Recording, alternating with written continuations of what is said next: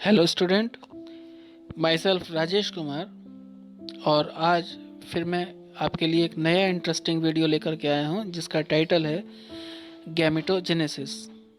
तो आइए शुरू करते हैं आज का video. Student, gametogenesis is a process of origin and development of gametes in the body and on the basis of male gamete and female gamete. ये gametogenesis process जो है वो दो टाइप का होता है।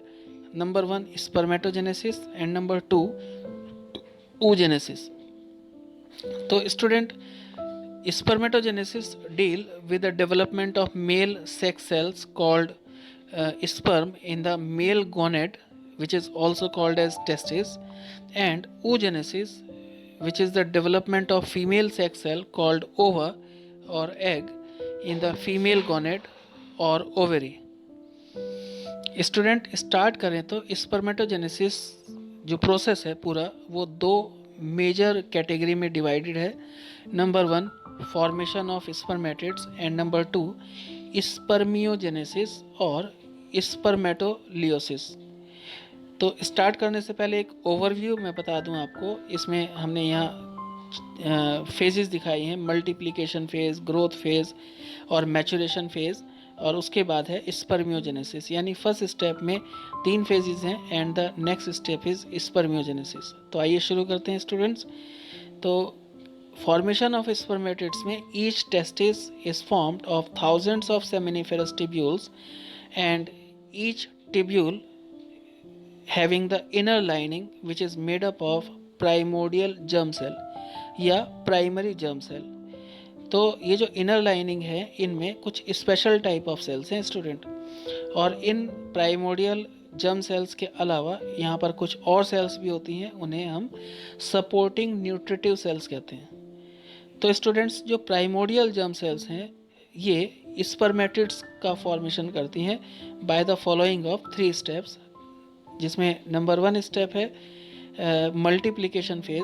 तो स्टूडेंट, इस फेज में प्राइमरी जर्म सेल्स जो हैं वो मल्टीप्लाई करती हैं माइटोटिकली और प्रोड्यूस करती हैं स्पर्मेटोगोनिया। यहाँ डायग्राम में आपको दिख रहा होगा, यही स्पर्मेटोगोनिया जो हैं वो स्पर्म मदर सेल कहलाती हैं। और क्योंकि ये माइटोटिकली डिवाइड हुई थी इसलिए दोनों डिप्लॉयड इन नेचर हैं। देन सेकेंड फेज है student growth phase, or the spermatogonia do not divide for the some time but increase in its size। तो अपने साइज को बढ़ाती हैं, न्यूट्रिशन को एक्यूमुलेट करती हैं आसपास फ्रॉम द सपोर्टिंग सेल। और जो न्यूट्रिटिव सेल्स हैं उनका नाम है यहाँ पर स्टूडेंट सेल्स ऑफ सर्टोली।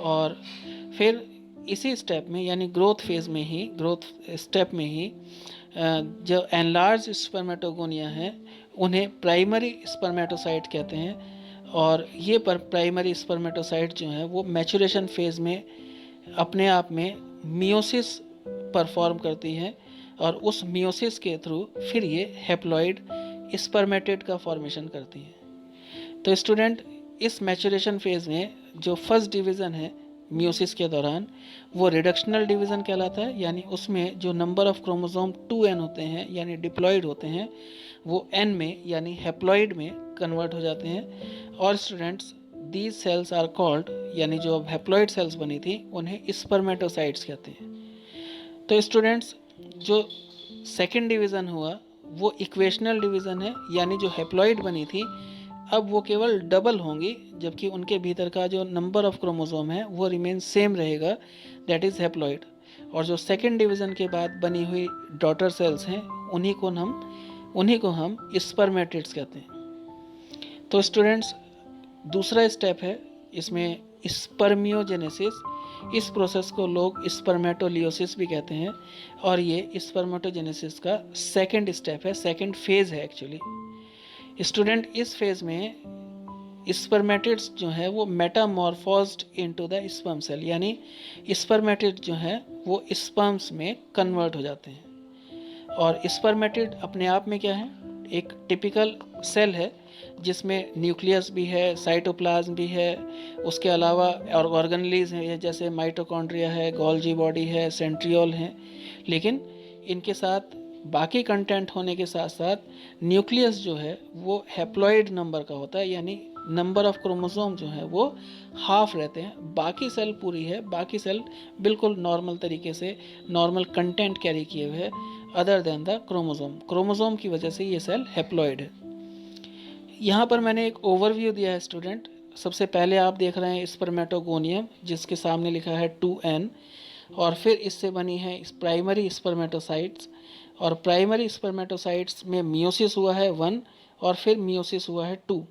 तो मियोसिस 1 में तो नंबर ऑफ क्रोमोसोम सेम रहा है, जबकि मियोसिस 2 में number of chromosome becomes half, और फिर उससे मैच्योर स्पर्म सेल्स प्रोड्यूस हो गए। तो स्टूडेंट ये था स्पर्मेटोजेनेसिस। अब आगे बात करते हैं oogenesis की। और स्टूडेंट्स oogenesis जो है वो कैरी आउट होती है in the ovary of the female and it is comparable to spermatogenesis, यानी लोग स्पर्मेटोजेनेसिस से oogenesis का कंपेयर करते हैं so far as nuclear changes are concerned, कि जैसे न्यूक्लियर चेंजेस उसमें हुए थे मेल में वैसे ही इसमें होते हैं। लेकिन cytoplasmic specialization in oogenesis is different from the spermatogenesis, यानी वहाँ पर जो डिवीज़न हो रहे थे वो सिंपल डिवीज़न हो रहे थे, लेकिन यहाँ पर यानी oogenesis में जो डिवीज़न है उसमें साइटोप्लाज्म जो है वो अलग रोल फॉलो करता है।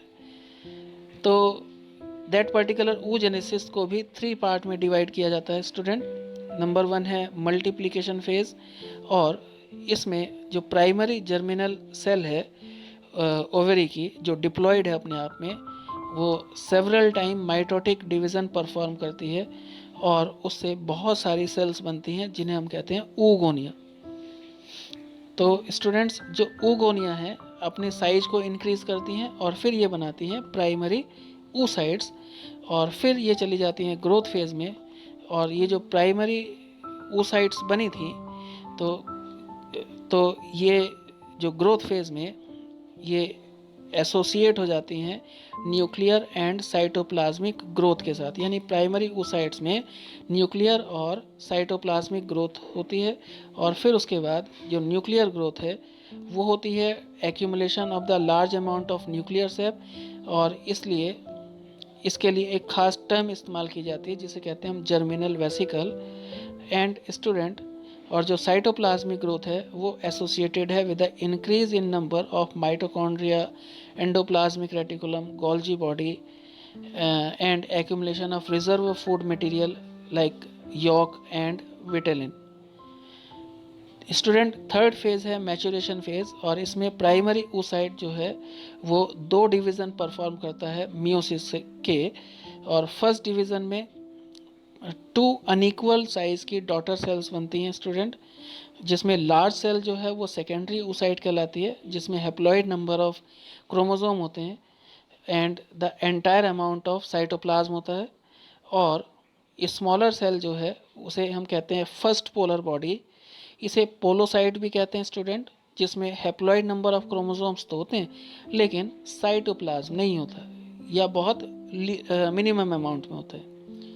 तो स्टूडेंट जो सेकेंडरी oocyte है then undergo second maturation division by the meiosis 2 which is the equational division, यानी जो पहले हैप्लॉइड बनी थी अब वो हैप्लॉइड डिवाइड होगी।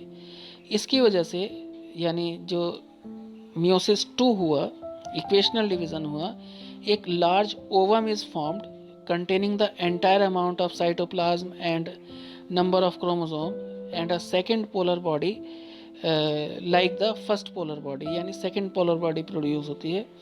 दस only 1 functional ovum is produced and the polar bodies जो हैं वो सून डीजनरेट हो जाती हैं स्टूडेंट्स, वो समाप्त हो जाती हैं।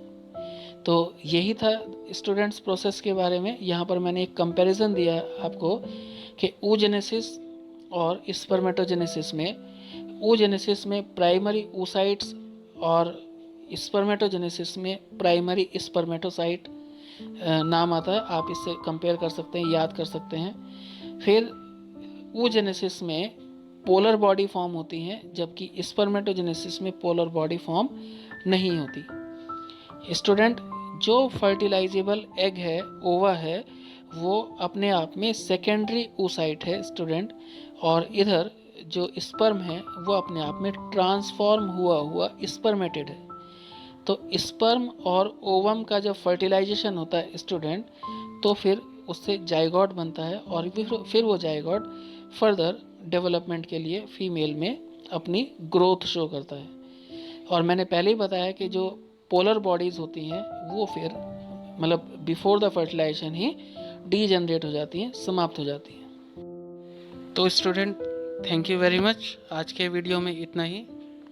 उम्मीद करता हूँ कि आज जो मैंने आपको कंसेप्ट दिए वो आपको पसंद आए होंगे, समझ आए होंगे।